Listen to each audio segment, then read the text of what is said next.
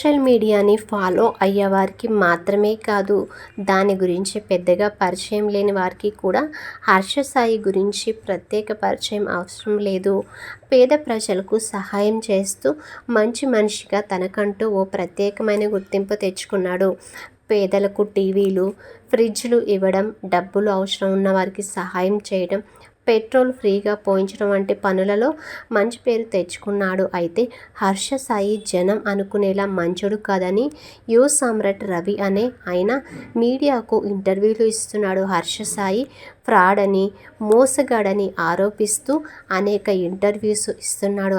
అంతేకాదు హర్ష సాయి పెద్ద మాఫియా నడుపుతున్నాడని, ఇతని వెనుక నోయిడాకి చెందిన పెద్ద ముఠా ఉందని కూడా చెప్పాడు. పైకి సాఫ్ట్వేర్ కంపెనీగా ఉంటూ ఇల్లీగల్ బెట్టింగ్స్కి ప్రమోట్ చేస్తున్నారని చెప్పుకొచ్చాడు. హర్ష సాయి ఒక బెట్టింగ్ యాప్ ప్రమోషన్కి కనీసం 90 లక్షలు తీసుకుంటున్నాడని, అందులో 60 లక్షలు జీఎస్టీ కడుతున్నాడని, మిగతా 40 లక్షలు అతని ఖాతాలో పడుతున్నాయని యువ సామ్రాట్ రవి ఆరోపించారు.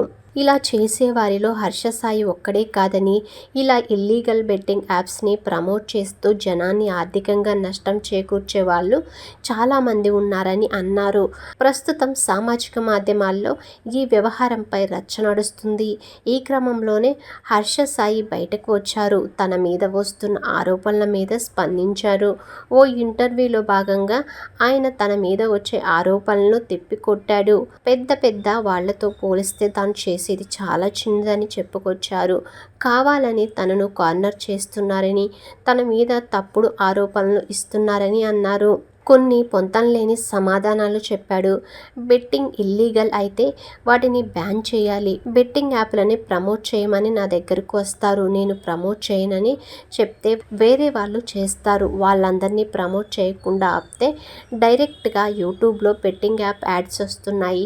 సోషల్ మీడియాలో ఎక్కడ చూసినా కూడా బెట్టింగ్ యాప్ ప్రమోషన్స్ వస్తున్నాయి. నేను చాలా తక్కువగా బెట్టింగ్ యాప్లను ప్రమోట్ చేశాను. నా దగ్గరకు చాలామంది వస్తుంటారు బెట్టింగ్ కంపెనీలు, కానీ నేను బ్యాన్ చేసిన వాటిని ప్రమోట్ చేయను. ఎలాంటి ఇబ్బంది లేదనుకున్న వాటిని ప్రమోట్ చేస్తుంటా. అది కూడా ఇండైరెక్ట్గా ప్రమోట్ చేస్తా. డైరెక్ట్గా ఎప్పుడూ చేయను. జాగ్రత్తలు కూడా చెప్తాను. ఇప్పుడు అది నేను చేయనంటే అదే డబ్బుని మరో 10 మందికి ఇచ్చి ప్రమోట్ చేసుకుంటాను. వాళ్ళు చెప్పే విధానం నాలా ఉండదు. బలవంతంగా బెట్టింగ్స్ ఆడేట్లు చేస్తారు. నేను బెట్టింగ్ యాప్లను చాలా బాధ్యతగా ప్రమోట్ చేస్తున్నాను. కానీ ఈ 10 మంది చేయటం వల్ల ఆడేవాళ్ళ సంఖ్య దారుణంగా పెరుగుతుంది. కానీ నేను ప్రమోట్ చేయడం ద్వారా బెట్టింగ్ ఆడేవాళ్ళ సంఖ్యను తగ్గించగలిగాను అని చెప్పడం విశేషం. నేను బెట్టింగ్ యాప్స్ ప్రమోట్ చేయకపోవడం పెద్ద తప్పు అవుతుంది. ఎందుకంటే చాలామంది మిస్యూజ్ చేస్తుంటారు. నేను టెలిగ్రామ్లో కొంతమంది సభ్యులుగా చేర్చి బెట్టింగ్ యాప్స్ ఆడిస్తున్నానని వస్తున్న ఆరోపణల్లో నిజం లేదు. ఇవన్నీ తప్పుడు ఆరోపణలు అంటూ బెట్టింగ్ యాప్స్ వివాదంపై వివరణ ఇచ్చాడు.